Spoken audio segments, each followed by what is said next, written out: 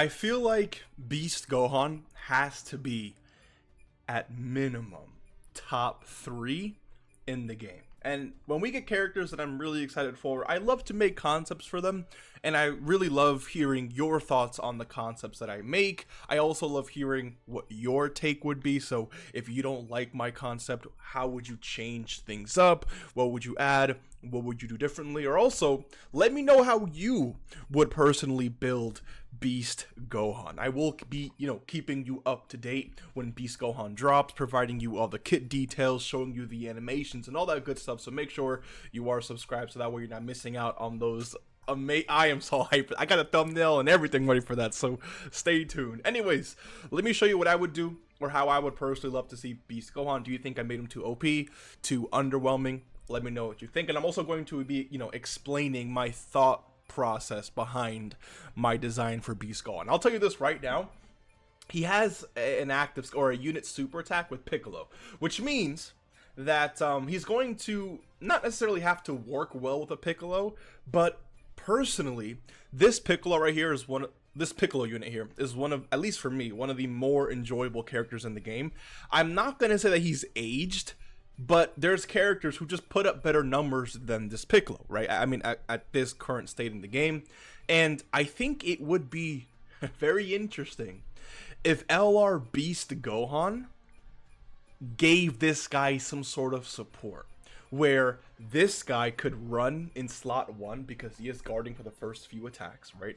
So he's in slot 1, and Beast Gohan allows him just to cook in slot 1 while Beast Gohan just dominates in slot 2, whatever the case may be. So I built this guy with a little bit of support in mind. That way Piccolo here can it's almost like buffing this Piccolo with this Gohan release, while also making Beast Gohan sort of like a monster. So we know that Beast Gohan is, of course, going to be a Dokkan Festival character, which means his leader skill should mirror what Broly's leader skill looks like here. So 3 categories for the 170, and then 2 categories for the extra 30. This is what I gave him for his leader skill. Superheroes, Miraculous Awakening, and Connected Hope category. Let me do this. 3 key and 170% to stats, and then an additional 30% to movie heroes and Kamehameha. So just to explain my reasoning for these categories, I mean, 1, this is what the category looks like here. I wanted personally to include God Goku in here. I wanted to include the new Gogeta. I wanted to include the Super Saiyan Trio. I wanted to, of course, include Piccolo, UI Goku because he is getting an EZA, and then most importantly, I wanted to include STR UI and Evolution Blue Vegeta, and then Kaioken Blue Goku. So these 2 characters just recently received an EZA.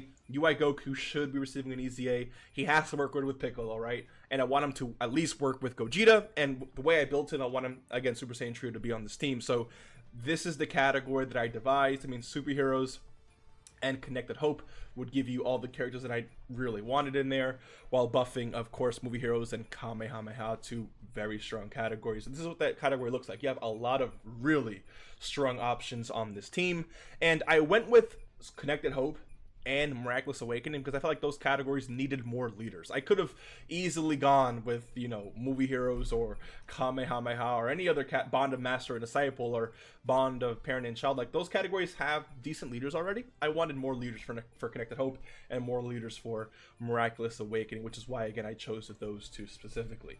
Moving on, and of course I have him as Int type. I do believe that he should be Int because I think the Cell Max event being tech, this guy should be Int and should be absolutely destroying that Cell Max character. Anyways, his 12 key super attack, I have him stacking attack and defense and greatly lowering enemies' defense.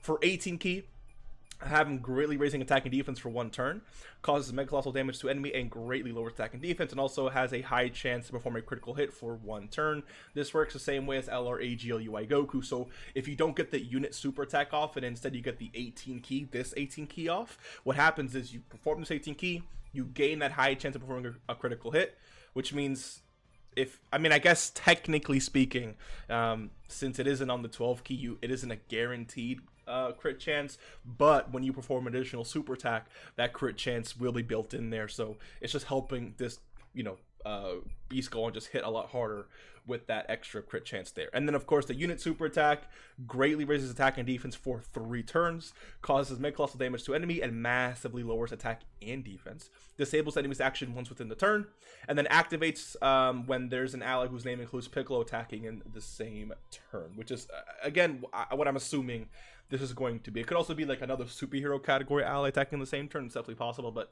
I think it'll be Piccolo since Piccolo is literally in the art. That is what I have for the leader skill and super attacks. Now let's also, or just move down to the passive skill here. So, first things first, I have activates entrance animation once only and foresees enemy super attack for 5 turns from the start of character's attacking turn. So if you have this guy, you know, in slot 3, this will kick in slot 3, and I'll tell you this right now, I can see this being an issue because let's say turn 1, you don't really have a great turn, your rotation sucks. You won't really have this ability to foresee enemy super attacks, right? Which of course sucks. So if you have Gohan, again, let's say you're only running 1 Gohan and he's in slot 3, unfortunately, I can see that being an issue. However, the upside to that is if your Gohan is in slot 3, that means he appears in turn 3, which means from that point on, you have until turn 8, which is gonna get you pretty far in most events, until turn 8 to continue foreseeing enemy super attack. So if you can clear the first stage or 2 of a specific event before this Gohan appears, then that means you're gonna be having, you know, that foresight for quite a long time after, even until maybe the end of the event. So while it may not be a great thing for the first turn or 2 if Gohan, you know, isn't on the first rotation or 2, it's gonna be like the longer it takes for Gohan to get on rotation, the longer you're going to have this active 4 in terms of turns. So I think it's definitely, you know, a benefit at the end of the day, and still a really strong ability. Also keep in mind that you can have 2 Gohans on the turn, so it's just strong either way. Like any way you want to put it, I think it's a very strong ability. Next, I gave him 2 ki and 180% to attack and defense start of turn. Then I gave him plus an additional attack plus 90% when performing a super attack, so definitely a pretty strong buff there. And then I gave him plus an additional attack plus 58% and chance of evading enemies' attacks, including super attacks, plus 58% when attacking an extreme class enemies. So again, just the way it's worded, he gets an extra 58% to stats when attacking extreme class enemies. So you can imagine how hard he's going to hit, especially, you know, after greatly raising his attack for 3 turns and after performing additional super attacks, which we'll get to in a second, and continuously stacking his own attack. And then of course the 58% chance to dodge when facing an extreme class enemy is of course very, very strong. Let's continue going on here. Reduces damage received by 30%, plus an additional damage reduction of 10% before attacking. So essentially 40% damage reduction before he attacks. And I know I mentioned I want this Piccolo in slot 1 and this Gohan in slot 2. So even if this guy's in slot 2 or slot 3, if you're facing an enemy who performs an AoE super attack, he will have 40% damage reduction on that attack. And then of course when he attacks, it's a little bit lower than that. But it's just to give you a little bit of extra protection for those AoE attacks, or if you decide to put this guy in slot 1. Let us continue moving on here.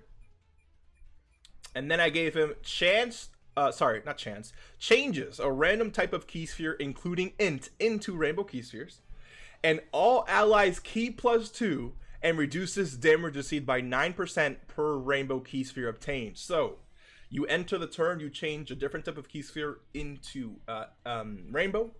That means that when this Piccolo is collecting key spheres, if he collects, let's say this Piccolo collects 2 rainbow key spheres, he's going to get an extra 4 ki from that and an additional 18% damage reduction, putting him at almost 40% damage reduction himself.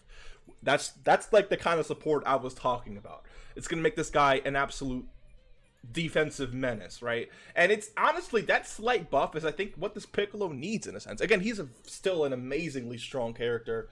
Again, I don't really think he's aged. I just think that because of the power of these new bosses, like that Trunks that just recently came out, and the power of these recent characters. I believe he can use a slight buff here and there. And then an extra 18% damage reduction and extra ki, I think is going to go a long way for a character like this Piccolo or anyone else, even in the third slot, because you could have this guy in slot 1, this Gohan in slot 2, and, you know, a decent character. Let's say you have, for example, this STR Goku in slot 3, who is also supporting, by the way, but he's not the greatest defensively, but he does have 30% damage reduction. So let's say he gets 2 or 3 rainbow orbs, looking at about 18 to 27% damage reduction for a character like that. And I would say the average rainbow orbs a character gets is around 2 rainbow orbs, especially with an orb changing ability like that. So he gets 40% damage reduction before attacking.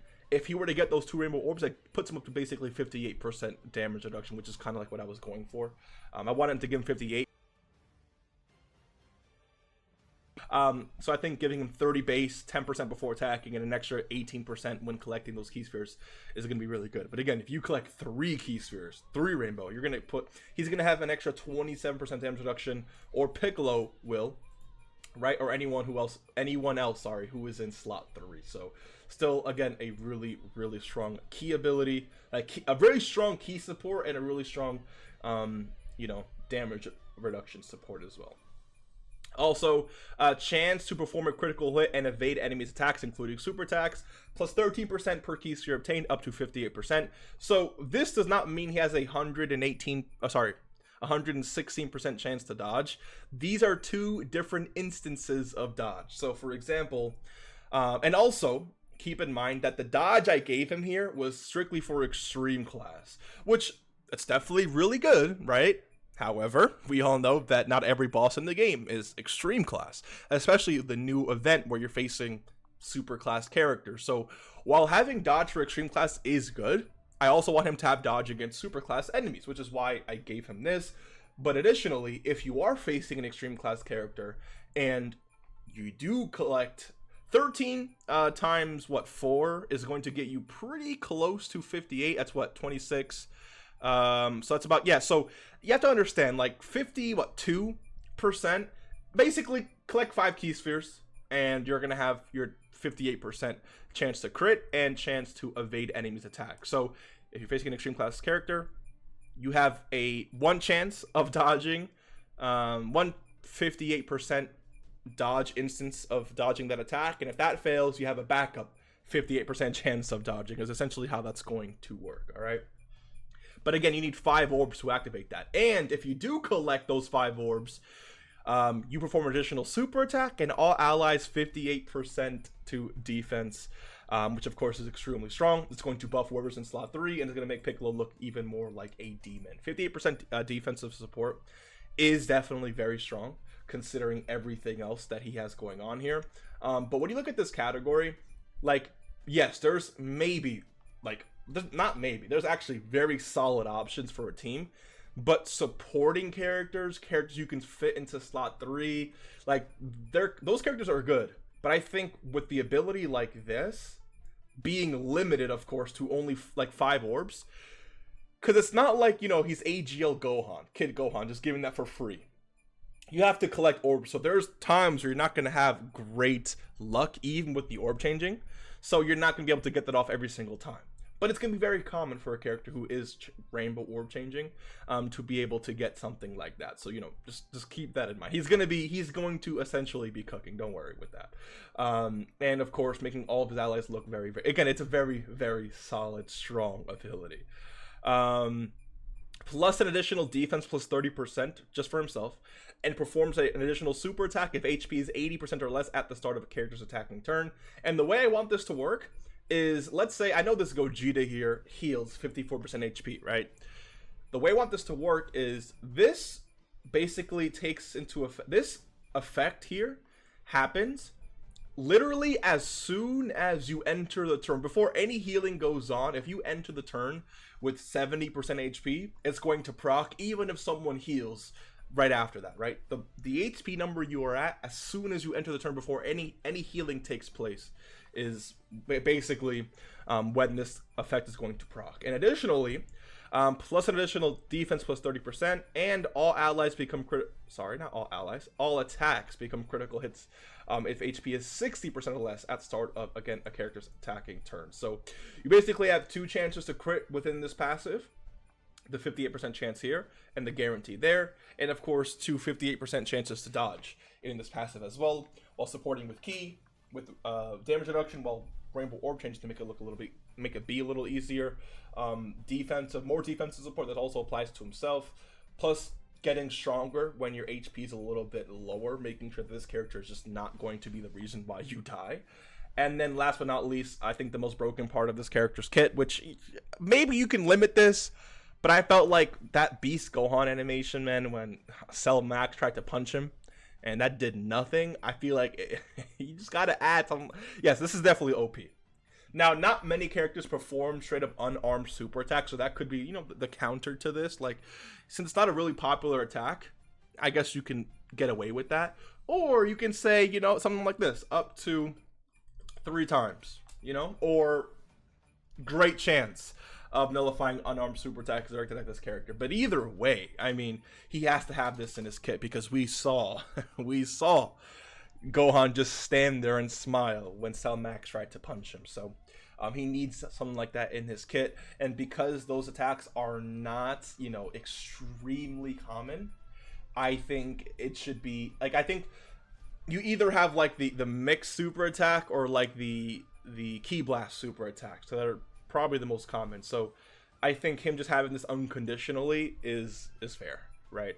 And it makes up for any lack of damage reduction or anything else that he has or doesn't have in his kit. But let me know what you think. If this was Gohan, where would you rank him? Where would you put him in terms of all characters in the game? I mean, I think you'd either put him I don't see a word. And again, like, this is a part 2 character, but it's Beast Gohan, dude. Like, he has to be amazing. He has to be amazing.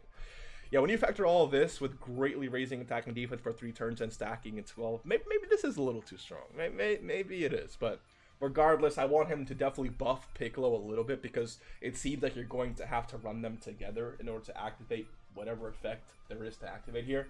And so if you're going to do that, I want them to, you know, buff Piccolo a little bit. Let me know what you think. Hopefully you enjoyed.